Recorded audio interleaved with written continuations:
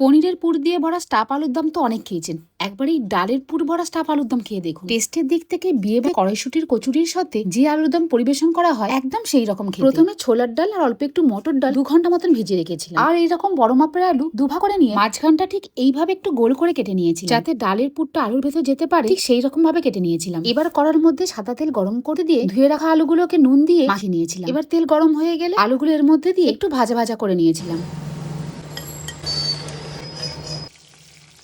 বাইরে এখন তুমুল বৃষ্টি হচ্ছে, এইরকম বর্ষার দিনে রুমালি রুটি আর এইরকম স্টাফ আলুর দম। যাই হোক, আগে রান্নাটা করে নি। আলুগুলো ভাজা হয়ে গেলে ওই তেলের মধ্যেই এই ছোট ছোট আলুর কুচোগুলো, যেগুলো আলু কাটার সময় বেরিয়েছিল, নুন দিয়ে একটু ডিপ ফ্রাই করে নেবো। ডিপ ফ্রাই এর পর এগুলো একদম আলুর চিপস হয়ে গেছে। এবার ডালের সাথে এই ভাজা আলুগুলো দিয়ে অল্প একটু আদা, একটা কাঁচা লঙ্কা দিয়ে পেস্ট করে কড়ার মধ্যে অল্প একটু তেল আর সামান্য কালো জিরে ফোড়ন দিয়ে ডাল বাটাটা দিয়ে নেড়ে নিয়ে চিনি, নুন, অল্প একটু জিরে আর সামান্য গরম মশলা দিয়ে ডালটাকে একটু নেড়ে নিয়ে ঠান্ডা করতে দেবো। তারপর ঠান্ডা হয়ে গেলে এইরকম ভাবে গোল করে নিয়ে আলুর ভেতর ডালের পুরটা দিয়ে ছুরি দিয়ে একটু সমান করে নিয়েছিলাম, যাতে দেখতে একটু ভালো লাগে। প্রত্যেকটা আলুর ভেতর ডালের পুর দিয়ে আমি আলুগুলোকে রেডি করে নিয়েছিলাম। তবে এই রান্নাটা করতে সময় বেশি লাগলেও খেয়ে কিন্তু মন ভরে যাবে। স্টাফ আলুর দমের আলুগুলোকে তৈরি করতে যা একটু সময় লাগে আর কি। এবার কড়ার মধ্যে সাদা তেল দিয়ে জিরে আর গোটা গরম মশলা ফোড়ন দিয়ে আদার মধ্যে জল গুলে এর মধ্যে দিয়ে দেবো। এরপর কাজু, পোস্তার চারমগজ অল্প একটু বেটে নিয়ে এর মধ্যে দিয়ে দেবো। এরপরে এর মধ্যে লঙ্কা গুঁড়ো, চিনি, নুন, জিরে গুঁড়ো আর ধনে গুঁড়ো দিয়ে মশলাটাকে কষিয়ে নিয়ে 3 থেকে 4 চামচ মতন টক দই ভালো করে ফেটিয়ে নিয়ে এর মধ্যে দিয়ে মশলাটাকে খুব ভালো করে কষিয়ে নেবো।